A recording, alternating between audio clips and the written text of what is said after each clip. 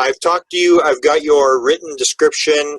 You mentioned consciousness being associated with the craft, which you know is my main interest.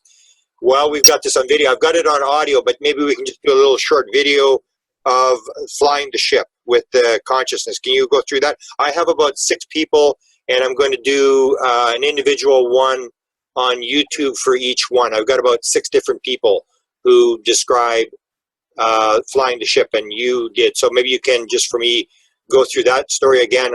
And as I said, I've got it in audio, but maybe we can get it in video as well. Okay. Some years ago, I was actually taken on board a very large grey craft.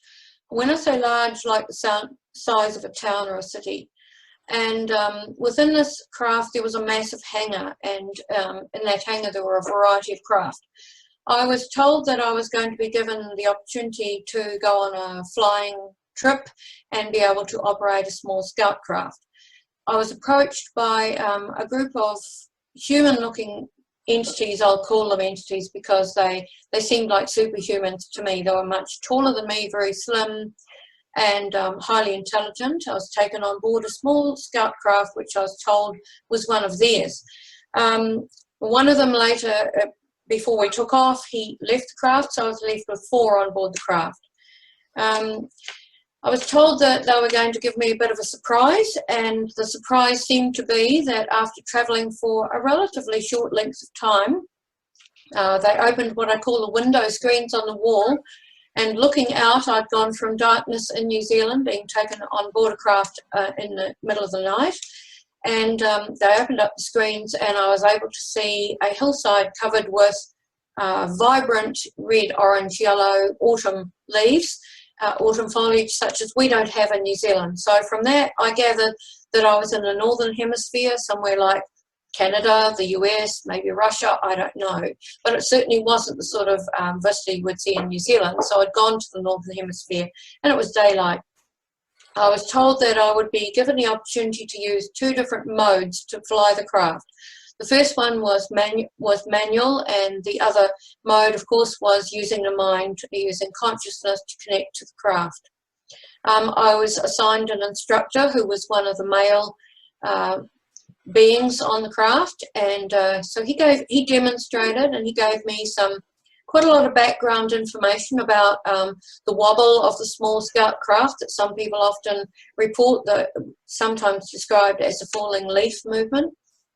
And I was told why they have to use a manual lever to operate the craft sometimes in our atmosphere, according to atmospheric conditions, certain energy points on the craft, the flow of the magnetic field, etc. So first of all, he demonstrated the manual by using this lever that flipped up out of the console in front of me. And I assumed that because I can drive a car, etc., that I would find that fairly easy to do. It would be a bit like flying a glider, etc., with a little tiny joystick.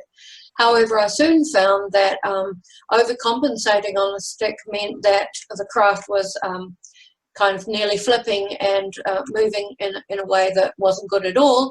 So that kind of canned the idea that it was going to be easy to do a manual.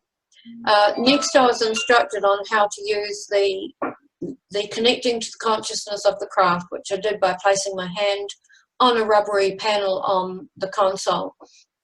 And I was given the opportunity to practice this. So it was sort of like expressing your intent through consciousness. So not willing the craft to go forward, but just by instructing the craft quietly. And it was almost as if your consciousness and the amount of effort or intent or strength that you put into the consciousness was equivalent to how much the craft moved. That's really the only way I can describe it.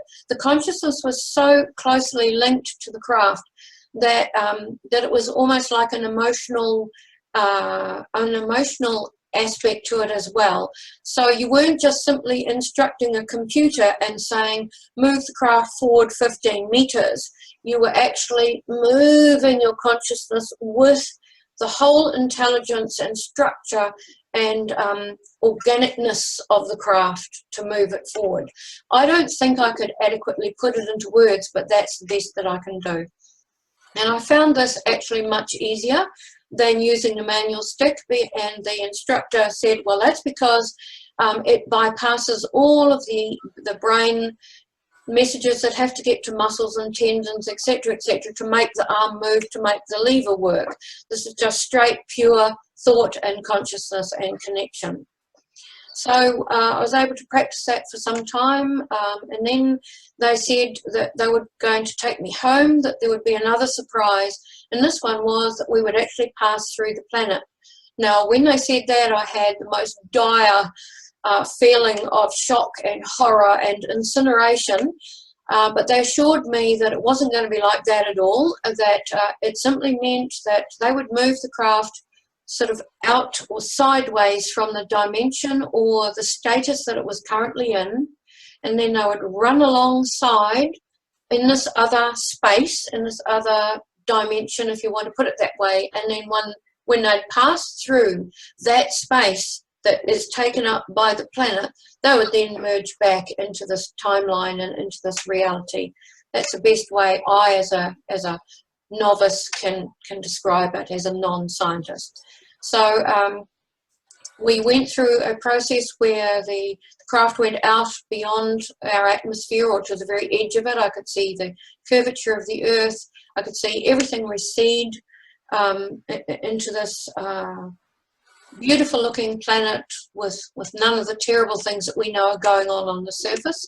And then we approached the planet at speed, and as that happened on the window screen, on the screen on the internal side of the craft, I could see a vortex or a spinning movement beginning to take place, and then everything went black inside the craft, on the screen, just some coloured static for a short period of time, and then everything started up again. There was a high-pitched squealing noise that went lower and lower into a deep graunching sort of sound, and then the screen came back to life, and everything came back to normal. And on the screen I could now see that we were in darkness, obviously in the southern hemisphere, as if we just popped out of a little spot in the sky, and I could see lights along the coastline, which I assumed was the city that I live in approaching, that is by the sea, and that's where the experience finished, and I was returned home.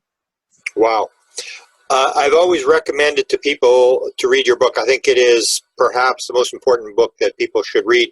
So my last question to you is the thing that fascinates me, and I think fascinates you, is what do you think is the role of consciousness? Is it critically important to understanding UFOs? Because you know a lot of people are still into the nuts and bolts and all this kind of stuff. How important is consciousness, and what role does it play in understanding the UFO phenomena?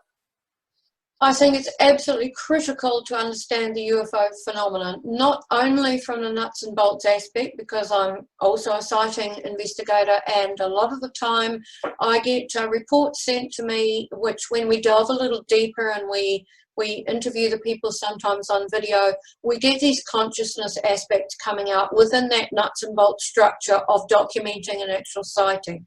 And it may be that they've communicated with what they think is the craft, or they've communicated with an entity outside of it or an entity inside of it, but there's so much that is transmitted to the person through that experience. But also, Grant, I think that consciousness is vital for us to begin to understand if we are in the future to operate the kind of technology that they have. And might I also add that strongly in there and amongst this consciousness is the spiritual aspect. Because the consciousness, the technology that involves consciousness that we might unleash on ourselves is totally dependent on the spiritual aspect, or we are going to harm each other seriously, harm other species out there, and wreck our planet. We have to have that combined consciousness, spiritual aspect in order to understand, operate, and compassionately utilize this technology. You're speaking at UFO Congress in February. Is there any other places you're speaking at in the near future that we can sort of promote? At the moment, just that. I'm waiting to hear back from some other conferences in the States and one in Australia. But at the moment, I'm off to the Congress, and that's one I'm focusing on with UFO technology. That's a big event. I wish you well. I've spoken there that you've got a lot of people, big audience, and I wish you well on that. And when your second book comes out, I will do whatever is in my power to make sure that you make a tour again across America to speak to people, because I think you have, as I said, perhaps the most important story that people need to know in order to understand this phenomena. So I'm honored to speak to you, and I really appreciate your taking the time and enlightening me and giving me these stories that I've made you repeat so many times. I really appreciate it. Thank you, Grant, and you're very welcome. Okay, so there'll be the two